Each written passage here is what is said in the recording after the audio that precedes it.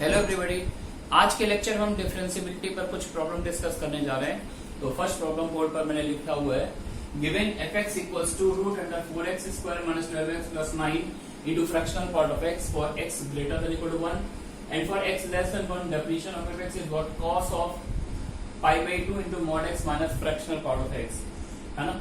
और इस फंक्शन की डिफरेंशियबिलिटी आपको चेक करनी है क्लोज इंटरवल -1 से 2 में। तो इस तरह की क्वेश्चन में अपन क्या करते हैं कि सबसे पहले तो यार ये जो मॉड इंटीग्रल पार्ट ये सब जो लगा हुआ है, सबसे पहले इसको प्यार से डिफाइन कर लेते हैं। एक बार अगर फंक्शन डिफाइन हो गया तो कंटिन्यूटी डेरिवेटिव चेक करना बहुत ही बेसिक होता है, बहुत ही एलिमेंट्री होता है। तो first of all upon focus करेंगे इसको बहुत ही केयरफुली डिफाइन करने के लिए। इंटरवल के एंड पॉइंट पर क्लोज इंटरवल लगा हुआ है, तो यहाँ पर क्लोज इंटरवल है तो इसका मतलब एंड पॉइंट पर बहुत ही अलर्ट रहना है आपको। चलिए, तो सबसे पहले ये जो क्वांटिटी है अंदर जो लिखा हुआ है, ये मुझे एक परफेक्ट स्क्वायर दिख रही है। इसका परफेक्ट स्क्वायर है 2x माइनस 3 का होल स्क्वायर है, और रूट x स्क्वायर को अपन क्या बोलते हैं, मॉड x। तो ये डेफिनेशन मेरे को कुछ इस तरह की दिख रही है, mod of 2x minus 3 into fractional part of x if x greater than equal to 1, और ये तो एज इट इज लिख देता हूं, cos of pi by 2 into mod x minus fractional x for x less than 1। तो सबसे बड़ा target है इस फंक्शन को डिफाइन करना। चलिए, -1 से हमें स्टार्ट लेना है। तो सबसे पहला केस मैंने बना लिया, if x equals to -1। अगर मैं x को -1 डालूंगा तो ऑब्वियसली वाली डेफिनेशन ये वाली यूज होगी। तो x को -1 पुट कर दीजिए, -1 का मॉड 1 और इंटीजर का फ्रैक्शनल पार्ट 0।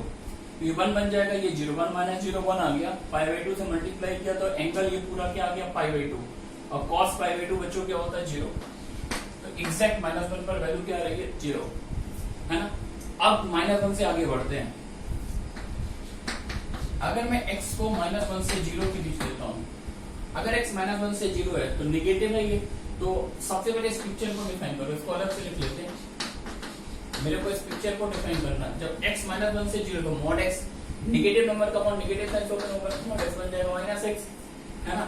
और फ्रैक्शनल पार्ट की डेफिनेशन क्या होती है, नंबर माइनस नंबर का इंटीग्रल पार्ट। तो जब आप x को -1 डालोगे तो x को -1 डालो तो -1 का इंटीग्रल पार्ट क्या बनेगा, -1 से 0 के बीच का नंबर का इंटीग्रल पार्ट -1 होगा। तो ये डिफाइन होगी क्या दे देगा, x + 1 है, और बाहर माइनस साइन लगा हुआ है तो ये कुछ इस तरह से आ जाएगा, दैट इज -2x - 1, ठीक है ना, या -2x + 1 समझ लीजिए। अच्छा, पाई बाई 2 से मल्टीप्लाई हो रहा है। अच्छा, cos में नेगेटिव साइन मैटर नहीं करता, cos of minus theta cos theta होता है ना। तो cos of pi by 2 into 2x + 1 बन गया ये, है ना। नेगेटिव मैंने हटा दिया। अब पाई बाई 2 के अंदर शिफ्ट कर दीजिए, तो पाई बाई 2 अंदर शिफ्ट करेंगे तो cos of pi by 2 plus pi x, cos 90 plus something equals to minus sine something, तो ये आ जाएगा minus sine of pi x. तो ये पार्ट सबसे ज्यादा इंपॉर्टेंट है कि हम फंक्शन को किस तरह से डिफाइन कर रहे हैं, ठीक है ना। पॉइंट एक भी नहीं छूटना चाहिए। तो -1 से 0 को इंक्लूड नहीं किया था, अब अगले इंटरवल में 0 को इंक्लूड कर देते हैं।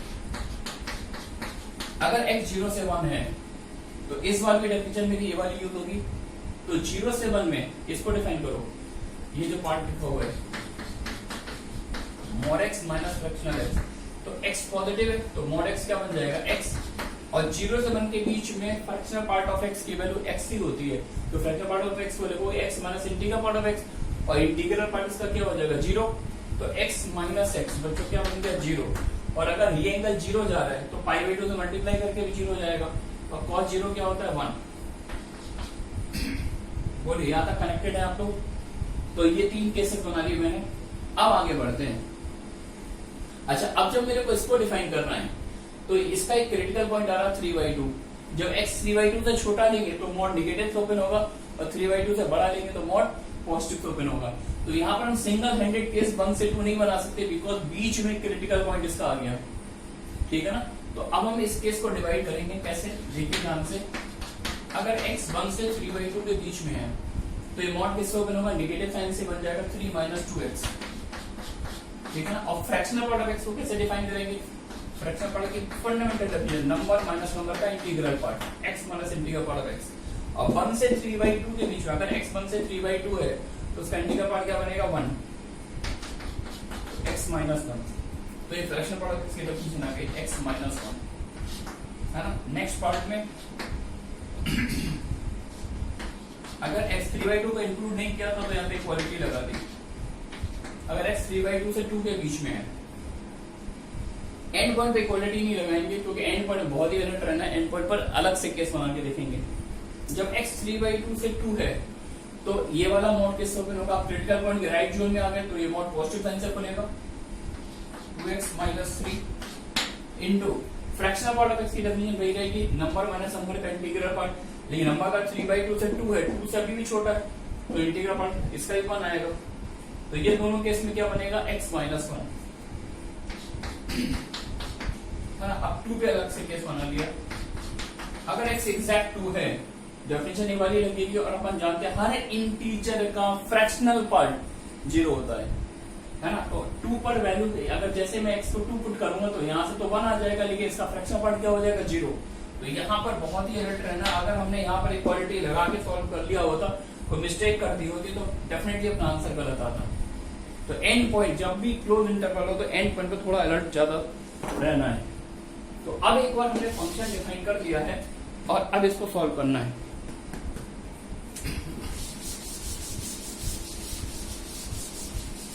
चलिए मूव करते हैं आगे। ये fx की इक्विवेलेंट डेफिनेशन आ गई है। तो सबसे पहले तो हम कंटिन्यूटी चेक कर लेते हैं, ये देखते हैं ये फंक्शन कहाँ पे कंटिन्यूअस नहीं है। -1 पे अगर चेक करें, -1 के पीछे वैल्यू डायरेक्ट देखिए, -1 के पीछे वैल्यू 0 आ रही है और -1 के जस्ट आगे x को -1 पुट कर देंगे तो sin पाई बन जाएगा। sin पाई 0 होता है, यानी कंटिन्यूअस है x इक्वल्स टू -1। fx जो है -1 पे कंटिन्यूअस है। 0 की बात करें, 0 के पीछे वैल्यू 0 आ रही है ना। तो ये सारे पॉइंट लिख देते हैं, कंटिन्यूअस, डिसकंटिन्यूअस और नॉन डेरिवेबल, है ना। तो -1 पर तो कंटिन्यूअस है, -1 पे कंटिन्यूअस है तो डेरिवेबल हो भी सकता है और नहीं भी हो सकता, तो ये चेक करना पड़ेगा। 0 के पीछे x को 0 डालिए, sin 0 0 और 0 के आगे वैल्यू बना रही है। देखिए ध्यान से, 0 के पीछे वैल्यू 0 आ रही है, x को 0 पुट कर दिया, x 0 0 आ जाएगा और सॉरी 0 पर लेफ्ट हैंड लिमिट 0 आ जाएगी। 0 के जस्ट आगे जैसे x को 0 पुट करेंगे वैल्यू 1 आ जाएगी। तो 0 के पीछे 0 है, 0 के आगे 1 है तो 0 पर डिसकंटिन्यूअस है ना। 1 की बात करते हैं, 1 के पीछे वैल्यू 1 आ रही है लेकिन 1 के जस्ट आगे अगर वैल्यू चाहिए तो x को 1 इसमें पुट करेंगे तो x को 1 पुट कर देंगे 0 आ रही है। फिर से देखिए 1 के पीछे वैल्यू 1 आ रही है, लेकिन अगर हम 1 पर वैल्यू निकालें तो x को 1 पुट करेंगे 0, तो पीछे 1 है आगे 0 है तो 1 पर भी डिसकंटिन्यूअस है। अच्छा डिसकंटिन्यूअस, अगर फंक्शन किसी पॉइंट पर कंटिन्यूअस ही नहीं है तो 100% वहां पर नॉन डेरिवेबल होगा। तो 0 पर अगर डिसकंटिन्यूअस है तो नॉन डेरिवेबल भी होगा, 1 पर डिसकंटिन्यूअस है नॉन डेरिवेबल होगा। आगे बढ़ते 3/2 के पीछे x को अगर 3/2 पुट करेंगे फैक्टर तो इसकी वैल्यू 0 आ जाएगी। 3/2 अगर इसमें आगे अगर देखना तो x को 3/2 इसमें पुट किया जाएगा तो इसमें भी वैल्यू 0 आ जाएगी। 3/2 पर फंक्शन कंटिन्यूअस है ना।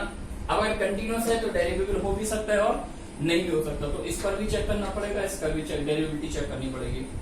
2 की बात कीजिए तो x को अगर हम लोग 2 पुट करेंगे तो 2 to the 4 minus 3 1 आ गया, 2 minus 1 1, तो 2 के पीछे वैल्यू 1 आ रही है लेकिन 2 पर वैल्यू 0 आ रही है, 2 पर 0 आ रही है और 2 के पीछे वैल्यू 1 आ रही है, तो 2 पर भी 100% फंक्शन डिसकंटिन्यूअस है और डिसकंटिन्यूअस है तो 100% नॉन डेरिवेबल होगा। आ रही है बात बच्चों समझ में? तो ये हमने पॉइंट्स कलेक्ट कर लिए। तो इन 3 पॉइंट पर फंक्शन डिसकंटिन्यूअस है और इन 0 पॉइंट पर फंक्शन नॉन डेरिवेबल है। लेकिन इन 2 पॉइंट पर -1 और 3/2 पर फंक्शन की ग्राफ में कंटिन्यूटी आ रही है, कंटिन्यूअस है, तो अब इस पर मुझे चेक करना पड़ेगा। कंटिन्यूअस है तो डेरिवेबल हो भी सकता है और नहीं भी हो सकता है। तो देखिए -1 पर डेरिवेबिलिटी चेक करनी है तो -1 इंटरवल का एंड पॉइंट है और एंड पॉइंट पर अगर डेरिवेबिलिटी चेक करनी तो अटैक सिर्फ इसमें किधर से होगा, राइट से होगा। -1 पर राइट हैंड डेरिवेटिव निकालना है, तो जो -1 पर राइट हैंड डेरिवेटिव निकालेंगे तो -1 के जस्ट आगे जो फंक्शन की डेफिनेशन है उसको सीधा डिफरेंशिएट कर लो। तो माइनस साइन समथिंग का डेरिवेटिव माइनस कॉस समथिंग है ना, और पाई एक्स फिर से करेंगे इंटू पाई आ गया। और डिफरेंशिएट करने के बाद x को -1 डाल दो, तो x को -1 डालेंगे माइनस कॉस, अच्छा एंगल क्या बन जाएगा माइनस पाई, कॉस में यार पाई हो या फिर माइनस पाई हो चलता है, कॉस पाई बच्चों क्या होगा -1 इंटू माइनस पाई आ गया। तो इसका मतलब फंक्शन जो है -1 पर डिफरेंशिएबल भी है, यानी कंटिन्यूअस भी है और यहाँ पर डिफरेंशिएबल भी है। तो -1 तो ओके हो गया, यानी ये नॉन डेरिवेटिव में पॉइंट काउंट नहीं होगा। अब 3/2 पर चेक करते हैं। 3/2 का अगर डिफरेंशिएबिलिटी चेक करनी है तो 3/2 के जस्ट पीछे फंक्शन का डिफरेंशिएशन, इसको डिफरेंशिएट कर लो। तो दो फंक्शन का प्रोडक्ट है, तो first function as it is into derivative of first plus second function as it is into derivative of first. First का डिफरेंशिएशन x के रेस्पेक्ट में आएगा -2। अब डिफरेंशिएट करने के बाद x को 3/2 पुट कर दीजिए। 3/2 पुट करेंगे तो ये वाला पार्ट तो 0 बन जाएगा और x को 3/2 पुट करें 3/2 -1 3/2 -1 1/2 into -2 -1 आ रहा है। तो 3/2 पर लेफ्ट हैंड डेरिवेटिव -1 आ रहा है, 3/2 पर राइट हैंड डेरिवेटिव निकाल लेते हैं। अब फिर से प्रोडक्ट रूल लगाइए। First function as it is into derivative of second as it is derivative of first, कितना आएगा 2। और अब x को 3/2 पुट कर दीजिए। 3/2 पुट करेंगे तो ये तो 0 दे देगा, प्लस 3/2 1/2 इंटू 2 तो ये 1 दे देगा। तो 3/2 के ऊपर लेफ्ट हैंड डेरिवेटिव -1 आ रहा है, राइट हैंड डेरिवेटिव 1 आ रहा है। तो 3/2 पर फंक्शन कंटिन्यूअस तो है लेकिन डेरिवेटिव नहीं है, तो इसमें एक पॉइंट और आ जाएगा 3/2। सही है बच्चों। तो इस फंक्शन का हमने टोटल पोस्टमार्टम कर लिया है। तो ये कहाँ पे डिसकंटिन्यूअस है, ये 3 पॉइंट पे डिसकंटिन्यूअस है। x = 0 पे डिसकंटिन्यूअस है, 1 पे डिसकंटिन्यूअस है, 2 पे डिसकंटिन्यूअस है ना। और नॉन डेरिवेटिव कितने पॉइंट पर है, 4 पॉइंट। 0 पर नॉन डिफरेंशिएबल है, 1 पर है, 2 पर है और 3/2 पर है। ठीक है क्या? चलिए मूव करते हैं आगे।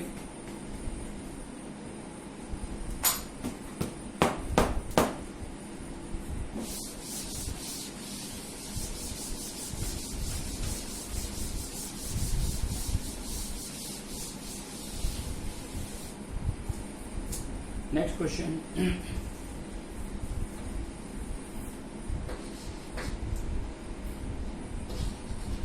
Given fx equals to x plus a if x less than 0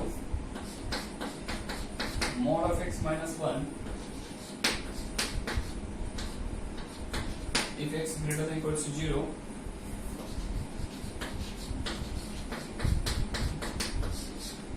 and gx equals to x plus 1 if x less than 0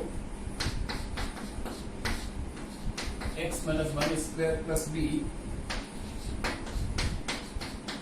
if x greater than equals to 0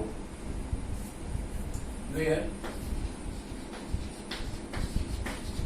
a and b are non-negative real numbers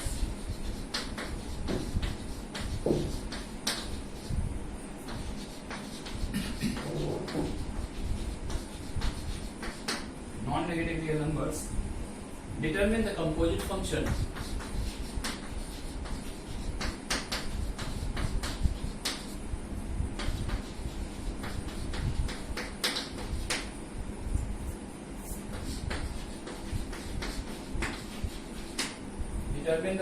function GOF. If GOF x is continuous,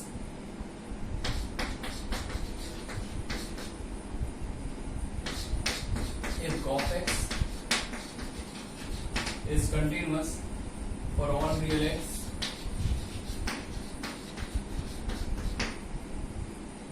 determine the values of a and b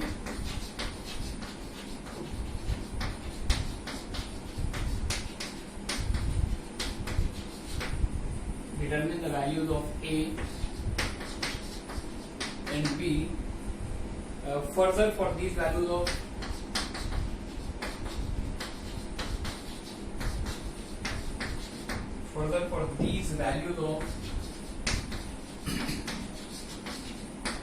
A and B if GOF is differentiable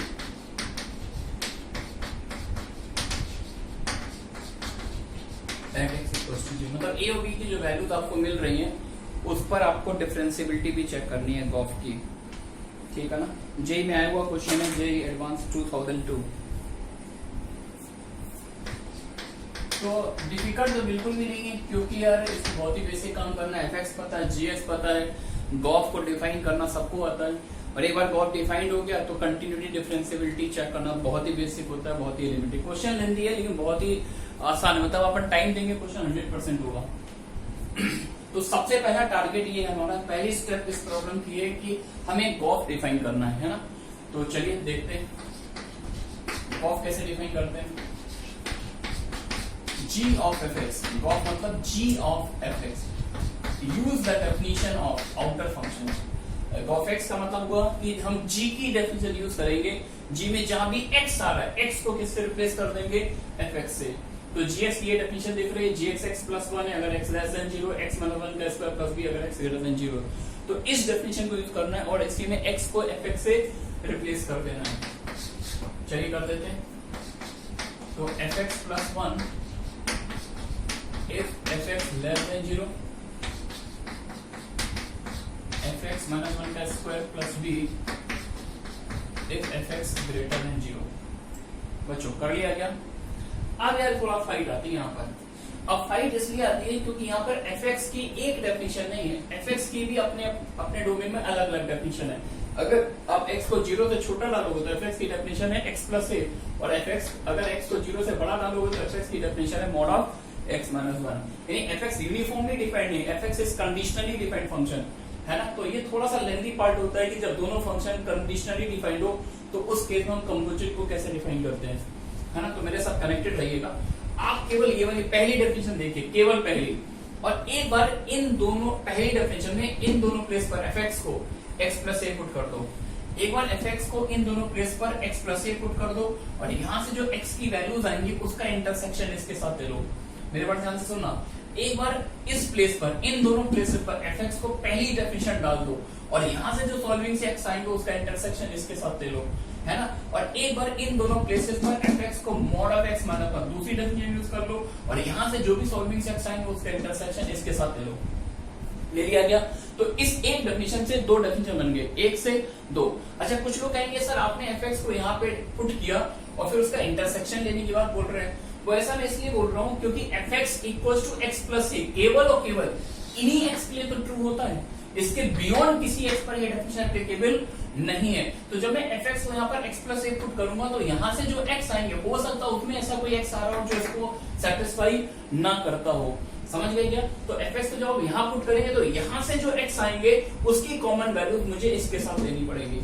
आगे बात समझ में। तो हमने इस एक definition से कितनी डेफिनेशन बना ली, दो। अब यहाँ से एरो हटाओ, यहाँ पर लगाओ, वही काम अब यहाँ पे करना है। एक बार इन दोनों प्लेसेस पर fx को डालो x प्लस a, यहाँ पर x प्लस a, और यहाँ से जो x है उसका इंटरसेक्शन इसके साथ, और एक बार इन दोनों प्लेसेस पर fx को डालो mod ऑफ x माइनस 1, और जो भी x है उसका इंटरसेक्शन इसके साथ, ठीक है ना। तो कितनी डेफिनेशन आ गई, 4। चलिए करते हैं, कनेक्टेड रहिएगा। तो एक बार इन दोनों प्लेसेस को fx हो गया, डाल दिया मैंने x plus a plus 1 if x plus a less than 0 intersection with x less than 0, है ना।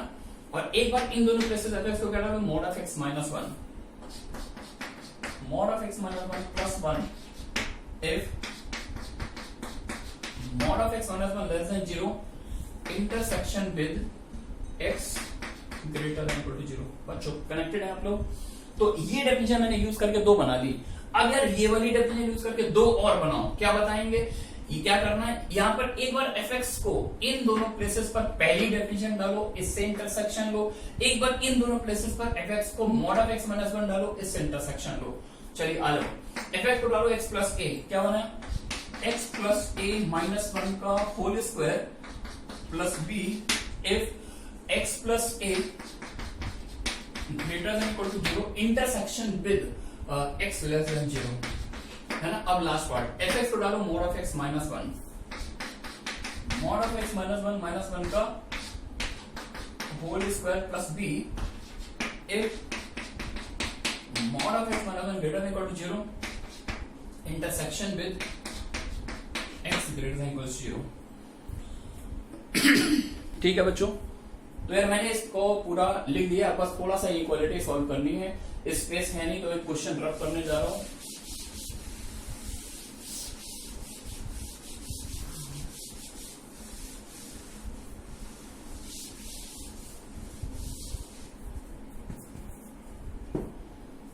चलिए देखिए, अब बस इनको सॉल्व करना है।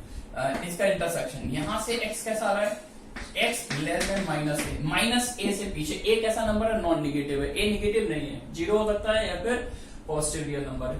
तो माइनस ए से पीछे, ये कह रहा है माइनस ए से पीछे आओ, ये कह रहा है जीरो से पीछे आओ, तो दोनों का इंटरसेक्शन क्या हो गया, माइनस ए से पीछे। तो पहली डेफिनेशन आई x plus a plus 1 if x less than minus a. ठीक है ना बच्चों, इधर आ जाओ यार, mod of x minus 1 less than 0। ये डेफिनेशन कब यूज होगी, mod of x minus 1 less than 0। लेकिन अपन जानते हैं ऐसा कोई नंबर x हो ही नहीं सकता जिसका मॉड लेस देन 0। मॉड हमेशा कैसा होता है, तो 0 होता है, फिर 0 से बड़ा। तो इस इनइक्वालिटी का आंसर, इसका आंसर क्या आएगा, x बिलोंग्स टू 5। यानी इसको कोई भी एक सेटिस्फाई नहीं करेगा। जब इसको कोई भी सेटिस्फाई नहीं कर रहा, तो जब इसका इसके साथ इंटरसेक्शन लेंगे तो कोई कॉमन वैल्यू नहीं मिलेगी, तो इसका इंटरसेक्शन क्या आ जाएगा, 5 है ना। और यहां पर क्या आ जाएगा, mod of x minus 1 plus 1। बच्चों कनेक्टेड है आप लोग, दो डेफिनेशन है, तीसरे पर आ जाओ।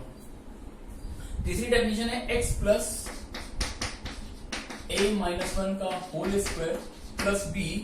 लिंक कब है, जब x यहां से कह रहा है x माइनस ए से बड़ा है, और यहां पे कह रहा है x 0 से छोटा है। लोअर बाउंड क्या है, माइनस है, माइनस ए से आगे चाहिए, 0 से पीछे चाहिए। तो ये डेफिनेशन होल्ड करेगी माइनस ए से 0 में। ठीक है बच्चों, लास्ट डेफिनेशन देखिए, mod of x minus 1 greater than equal to 0। तो मॉड तो मैं x कुछ भी पुट करूं, मॉड तो हमेशा ग्रेटर देन इक्वल टू 0 होता है, ऑल x के लिए होता है। तो इसको सेटिस्फाई करने वाले x क्या होंगे, ऑल x बिलोंग्स टू, पूरी नंबर लाइन इसको सेटिस्फाई कर, हर रियल नंबर इसको सेटिस्फाई करेगा। तो इस पूरे रियल नंबर सिस्टम का इससे इंटरसेक्शन लेना, कॉमन वैल्यू निकालिए। और ये x कैसा है, x greater than equal to 0। तो ये पूरी एक नंबर लाइन है, ये नंबर लाइन का एक पार्ट है, तो कॉमन वैल्यू क्या आ जाएगी, कॉमन वैल्यू आ जाएगी। तो फोर्थ डेफिनेशन होल्ड होगी x greater than equal to 0 के लिए, और डेफिनेशन आएगी mod of x minus 1 whole square plus b। सही है बच्चों, अब इस पार्ट को भी मैं रब कर रहा हूं। तो अब fx कुछ इस तरह का, अच्छा ये डेफिनेशन होल्ड कर ही नहीं रही है, तो इसको हटा देते हैं नेक्स्ट लाइन में। ऐसे लिख सकते हैं x plus a plus 1 if x less than minus a. ये हट कट कर दिया क्योंकि ये किसी भी x को होल्ड नहीं कर रहा है। नेक्स्ट है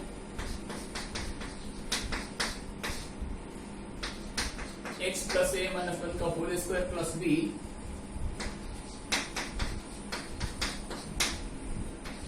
माइनस ए से 0 में है ना, और 0 से आगे।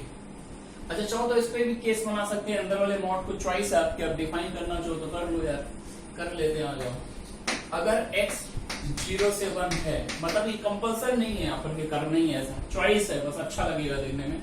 अगर x 0 से 1 है तो अंदर वाला मॉड किससे खुलेगा, नेगेटिव साइन से, ये बन जाएगा 1 माइनस एक्स। 1 माइनस एक्स, हाँ 1 माइनस एक्स माइनस 1, तो ये माइनस 1 कैंसिल हो गया, तो क्या बन जाएगा x square plus b. Check कर लीजिएगा, जब x 0 से 1 है तो 1 minus x minus 1, sure x square plus b. और जब अपन 1 से भी आगे चले जाएंगे तो ये किससे खुलेगा, पॉजिटिव साइन से खुल जाएगा। तो x minus 1 minus 1, x minus 2 का होल स्क्वायर प्लस बी। ठीक है बच्चों, तो अब सबसे पहला टारगेट हमने फंक्शन fx को तो फुली डिफाइन कर लिया, प्यारा सा फंक्शन दिख रहा है जैसा अपने एलिमेंट्री लेवल के क्वेश्चन होते हैं। अब सबसे पहला टास्क है हमारा a और b को निकालना। तो मेरे से बोला गया था ये फंक्शन जो है f ऑफ fx नहीं था, सॉरी दिस फंक्शन, ये फंक्शन था g ऑफ fx। ये फंक्शन पूरी नंबर लाइन पे कंटिन्यूअस है, तो एक बार माइनस ए पर कंटिन्यूटी वाला कंसेप्ट लगाएंगे और एक बार जीरो पे लगा देते हैं, है ना। तो continuity at x equals to minus a implies, अगर फंक्शन माइनस ए पर कंटिन्यूअस है तो माइनस ए के जस्ट पीछे वैल्यू, है ना, माइनस ए के जस्ट पीछे वैल्यू क्या आ रही है, एक्स को माइनस ए पुट कर दीजिए 1, और माइनस ए के जस्ट आगे कितनी आ रही है, एक्स को माइनस 1 पुट कर दीजिए equal to 1 plus b zero आ गया। सही है बच्चों, एक बार जीरो पे कंटिन्यूटी लगा दीजिए, continuity at x equal to zero implies, अगर फंक्शन जीरो पे कंटिन्यूअस है तो जीरो के जस्ट पीछे वैल्यू, एक बार एक्स को पीछे इस वाली डेफिनेशन में जीरो डाल दो, क्या आएगा a minus 1 square plus b, zero के जस्ट आगे वैल्यू एक्स को जीरो डाल दो b, सही है क्या। लेकिन b तो पहले से ही जीरो से कैंसिल कर दिया, तो a की वैल्यू बच्चों क्या आ गई 1, a क्या मिल गया 1। अच्छा अब a 1 बन गया है तो अब इसको और अच्छे से डिफाइन कर सकते हैं, what is the elegant form of g of x, now a is 1 b is 0, तो पहली डेफिनेशन बन जाएगी x प्लस 2, कब, अगर x माइनस 1 से पीछे है, माइनस 1 से पीछे ये डेफिनेशन आएगी, x को अगर a को अगर मैं 1 डालूंगा तो ये कैंसिल हो जाएगा और b 0 है तो ये x स्क्वायर आ जाएगा, कब आएगा माइनस 1 से 0 में, ठीक है ना। b 0 है तो 0 से 1 में भी x स्क्वायर आ जाएगा। अच्छा माइनस 1 से 0 में x स्क्वायर है और 0 से 1 में भी x स्क्वायर है, तो इसको हटा के ऐसा कर लेते हैं माइनस 1 से 1 के बीच में, दोनों को क्लब कर लिया मैंने, इन दोनों को, तो माइनस 1 से a को 1 डाल दिया, x स्क्वायर b 0 है, ये नीचे भी x स्क्वायर है, तो सिंगल स्ट्रोक माइनस 1 से 1 में इसकी x स्क्वायर डेफिनेशन आ गई, और 1 से आगे क्या आएगी, तो x माइनस 2 b 0 है, x माइनस 2 का होल स्क्वायर, सही है बच्चों। तो अब माइनस 1 से 1 के बीच में, अब मेरे से पूछा गया था कि g ऑफ f मैंने डिफाइन कर दिया, a और b दोनों निकाल लिए। अब इनका एक छोटा सा क्वेश्चन और ये था कि क्या g ऑफ f फंक्शन जो है ये 0 पर डिफरेंशिएबल है या नहीं, तो ये तो मुझे दिख रहा है यार, g ऑफ f की बात करेंगे तो 0 के राइट में देखे या 0 के लेफ्ट में देखे, माइनस 1 से 1 के बीच में g ऑफ f का ग्राफ कैसा होगा, माइनस 1 से 1 में बना ले, ये पैराबोला है, तो ऑब्वियस की बात है यहाँ पर एक हॉरिजॉन्टल टेंजेंट आ रही है ग्राफ में, तो ऑब्वियसली डेरिवेटिव एग्जिस्ट करेगा, उसका क्या होगा 0। और आप ऐसे भी देख सकते हो g ऑफ f को थोड़ी देर में मैंने hx कॉल किया, एक नया नाम दे दिया hx, है ना, तो h डैश 0 प्लस निकालोगे तो 0 के राइट में भी डेफिनेशन ये वाली है, तो 2x आएगा, x को 0 पुट कर दिया, डेरिवेटिव 0 आएगा, h डैश 0 माइनस, तो 0 के जस्ट पीछे वाली डेफिनेशन को डिफरेंशिएट करो, 0 के आगे और पीछे दोनों एक ही डेफिनेशन x स्क्वायर, तो ये भी 0 आ गया, तो right hand derivative left hand derivative दोनों 0 है, यानी यहां से हम लोग बोल सकते हैं g of fx, g of fx का डेरिवेटिव या f0 लिख देते हैं,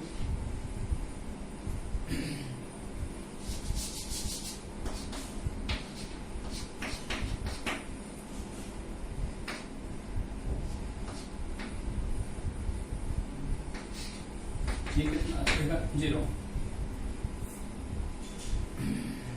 अब नोटेशन का थोड़ा सा चक्कर पड़ रहा है, वही लिख देना है, g of f is differentiable at x equals to 0, ठीक है ना। गॉफ का डेरिवेटिव ऐसे लिख सकते हो, ठीक है ना, ऐसे अच्छा लग रहा है, ब्यूटीफुल दिख रहा है। चलिए मूव करते हैं, ठीक है।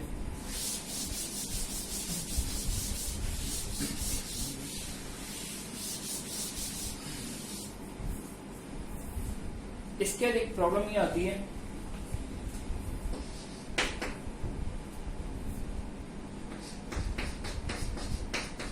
if fx equals to x to the power m into sin 1 by x, if x not equals to 0, 0 if x equals to 0,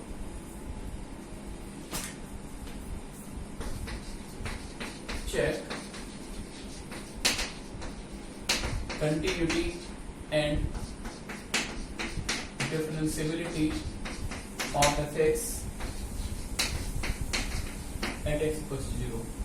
ये जो फंक्शन एफ एक्स दिया हुआ है आपको इसकी 0 पर कंटिन्यूटी और डेरिवेबिलिटी दोनों डिस्कस करनी है, ठीक है ना। चलिए देखते हैं। और this is actually ideal illustration, समझ लीजिए इसका 5 से 6 क्वेश्चन में यूज आने वाला है। इसको आप एक स्टैंडर्ड एक फॉर्मूले की तरह माइंड में रखें। चलिए कंटिन्यूटी डेरिवेटिव दोनों चेक करनी है। तो सबसे पहले हमने 0 पर राइट हैंड डेरिवेटिव निकाला, एफ डैश 0 प्लस 0 पर राइट हैंड डेरिवेटिव बच्चों क्या होता है, f of 0 plus h minus f of 0 upon H.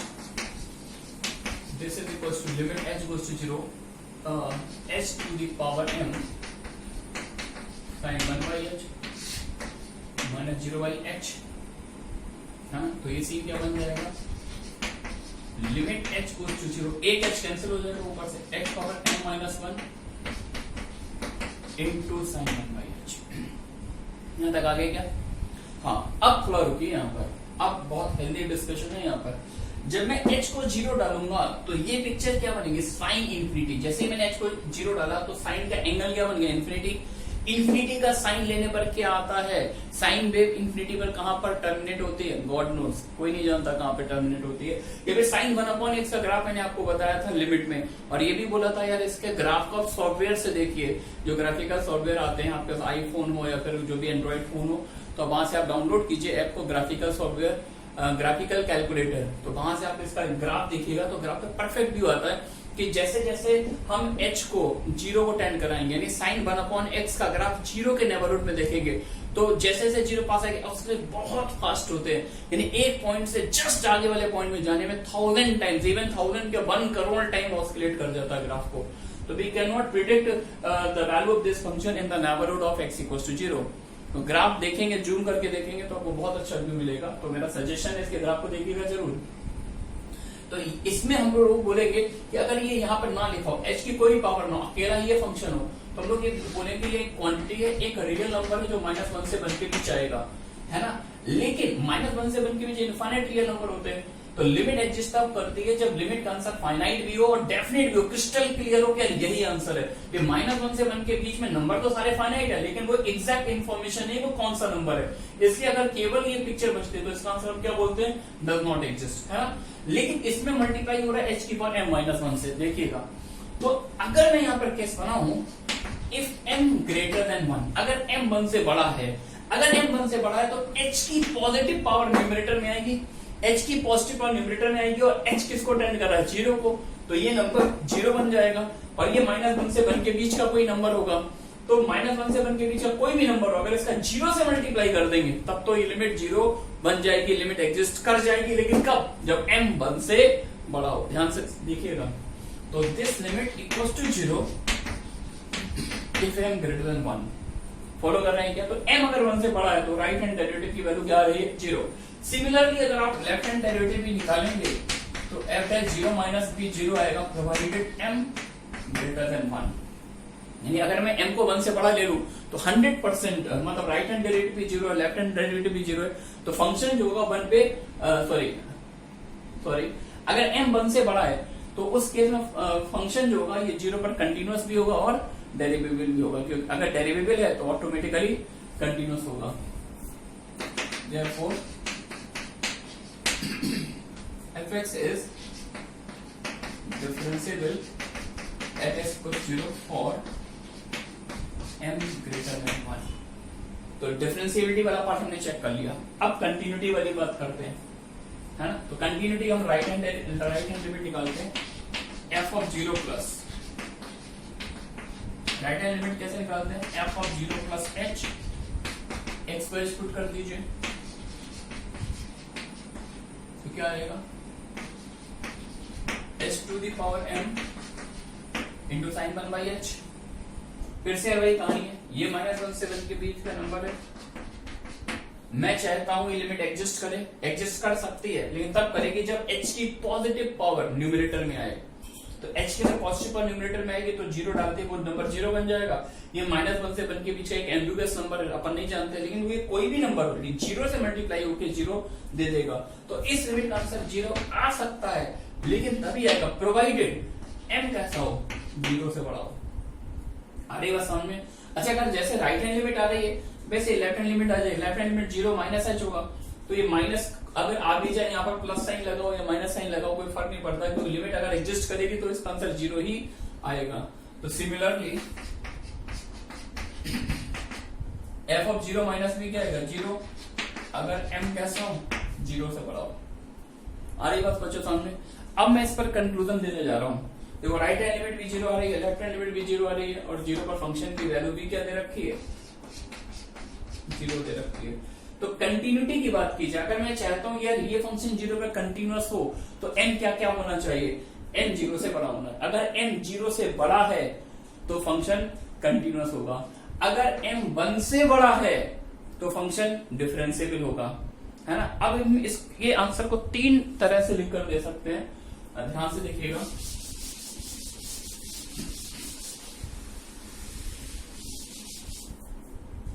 अब हम आपसे इसमें 3 तरह के क्वेश्चन पूछ सकते हैं।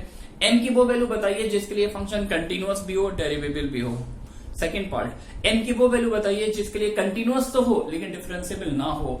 थर्ड पार्ट, m की ऐसी वैल्यू बताइए जिसके लिए नाइदर कंटिन्यूअस नॉट डिफरेंशिएबल, ना तो कंटिन्यूअस हो ना डेरिवेबल हो। तो पहले पार्ट का आंसर, m की वो वैल्यू जिसके लिए कंटिन्यूअस भी हो डेरिवेबल भी हो, तो मैं बोलूंगा डेरिवेबल होना चाहिए। और डिफरेंशिएबिलिटी के लिए for m greater than 1 fx is continuous and differentiable at x equal to, अगर m 1 से बड़ा तो डिफरेंशिएबल होगा, and every differentiable function is continuous, तो 1 से आगे डिफरेंशिएबल और कंटिन्यूअस दोनों होगा। सेकंड, हम चाहते थे कंटिन्यूअस तो हो लेकिन डिफरेंशिएबल ना हो, तो नीचे आपने देखा था कि कंटिन्यूटी की लिमिट एग्जिस्ट करने के लिए m 0 से बड़ा चाहिए, m 0 से बड़ा हो। m अगर 0 से बड़ा है तो कंटिन्यूअस तो हो जाएगा, लेकिन हम चाहते हैं डिफरेंशिएबल ना हो, तो इसका मतलब 1 के आगे ना जाए, है ना। तो फॉर m बिलोंग 0 से बड़ा हो, 1 तक भी ले सकते हैं, 1 के आगे नहीं जाने, 1 के जैसे आगे जाएंगे तो फंक्शन डिफरेंशिएबल भी हो जाएगा। fx is continuous but not differentiable at x equals to 0. Third part, for m less or equals to 0. अब हम चाहते हैं फंक्शन ना तो कंटिन्यूअस हो ना डेरिवेबल हो, यानी कंटिन्यूटी वाली लिमिट एग्जिस्ट ना करे। तो फॉर m लेस और equals to 0 fx is neither continuous nor differentiable at x equals to 0। ठीक है बच्चों, तो ये बहुत ही इंपॉर्टेंट प्रॉब्लम है। इस तरह की प्रॉब्लम बहुत सारी शीट में मिल जाएंगी आपको, तो ये उनके लिए एक स्टैंडर्ड का रोल प्ले करेगी। देखिएगा अच्छे से। चलिए बाकी बातें नेक्स्ट टाइम में करते हैं। Thanks for watching.